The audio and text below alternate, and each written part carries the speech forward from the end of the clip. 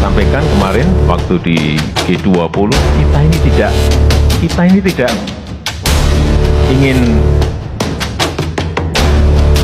mengganggu kegiatan produksi mereka kok. Silakan, kita terbuka, kita ini tidak tertutup. Silakan. Kalau ingin nikel silakan, tapi datang bawa pabriknya ke Indonesia, bawa industrinya ke Indonesia, bawa teknologinya ke Indonesia. Di WTO. Setelah Amerika dan Cina yang terlibat kisruh dagang, kini Indonesia dan blok Uni Eropa terancam masuk ke dalam pusaran konflik dagang. Masalahnya masih tentang diskriminasi produk sawit Indonesia di pasar Eropa hingga soal larangan ekspor biji nikel. Indonesia akan menggugat Eropa soal diskriminasi sawit, sedangkan Eropa menggugat Indonesia ke WTO soal larangan ekspor biji nikel. Konflik keduanya dimulai soal tuduhan dumping produk biodiesel asal Indonesia.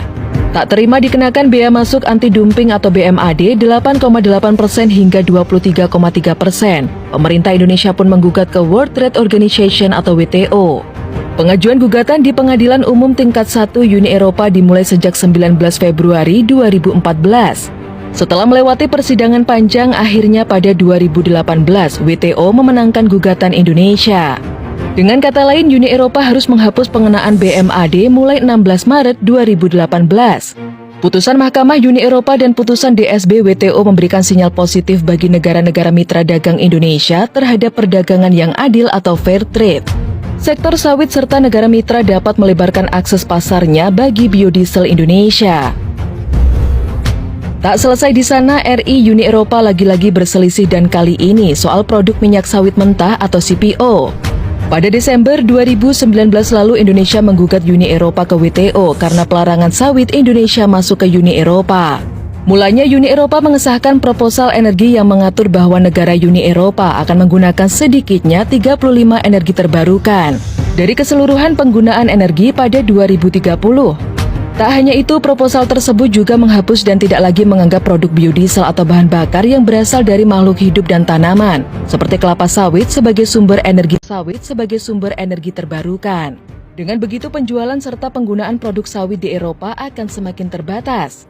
Padahal Eropa selama ini menjadi importir terbesar minyak sawit Indonesia. Mantan Menteri Koordinator Bidang Perekonomian saat itu melihat rancangan ini dikeluarkan hanya untuk menjegal ekspor CPO Indonesia ke benua biru, sehingga tidak mengganggu perdagangan minyak nabati lainnya termasuk rapisit yang diproduksi oleh negara-negara di kawasan Eropa. Sebagai produsen dan eksportir CPO terbesar dunia, pemerintah Indonesia merasa didiskriminasi. Menurut Presiden Jokowi, Uni Eropa melakukan kampanye hitam dengan mengangkat isu lingkungan untuk memojokkan industri sawit. Padahal masalahnya ada di harga sawit yang mengalahkan minyak biji bunga matahari produksi Uni Eropa. Tak hanya Uni Eropa yang melakukan boikot, Indonesia juga mengancam boikot produk-produk dari benua biru. Selanjutnya pada Februari 2021 lalu, pemerintah RI dan Malaysia sepakat untuk melanjutkan kerjasama melawan kampanye hitam sawit yang dilakukan oleh Uni Eropa. Belum selesai kisruh soal sawit di WTO, kini Indonesia dan Uni Eropa lagi-lagi berselisih pandang. Yang teranyar soal larangan ekspor biji nikel mentah yang sudah mulai efektif berlaku sejak 2020 lalu. Komisi Uni Eropa mengadukan Indonesia ke WTO karena melarang ekspor biji nikel. Gugatan itu terdaftar dengan sengketa nomor DS592. Seperti diketahui, pemerintah mulai melarang ekspor biji nikel pada 2 Januari 2020. Hal ini tercantum dalam Peraturan Menteri ESDM nomor 11 tahun 2019 tentang perubahan kedua. Atas Peraturan Menteri ESDM nomor 25 tahun 2018 tentang pengusahaan pertambangan mineral dan batu bara. Uni Eropa gerah dengan kebijakan larangan ekspor biji nikel. Kebijakan pembatasan impor biji nikel ini dinilai tidak adil dan berimbas negatif pada industri baja Eropa. Karena terbatasnya akses terhadap biji nikel, buahnya mengirimkan pengacara terbaik Indonesia yang berkelas internasional ke WTO. Jokowi menegaskan pihaknya tidak akan menutup kerjasama bahan mentah dengan negara lain, namun silakan buat pabrik dan olah produknya di Indonesia.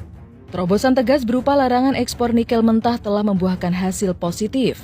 Itu terlihat dari penjualan stainless steel komoditas yang berbahan baku utama nikel sepanjang tahun ini mencapai 20,8 miliar US dollar.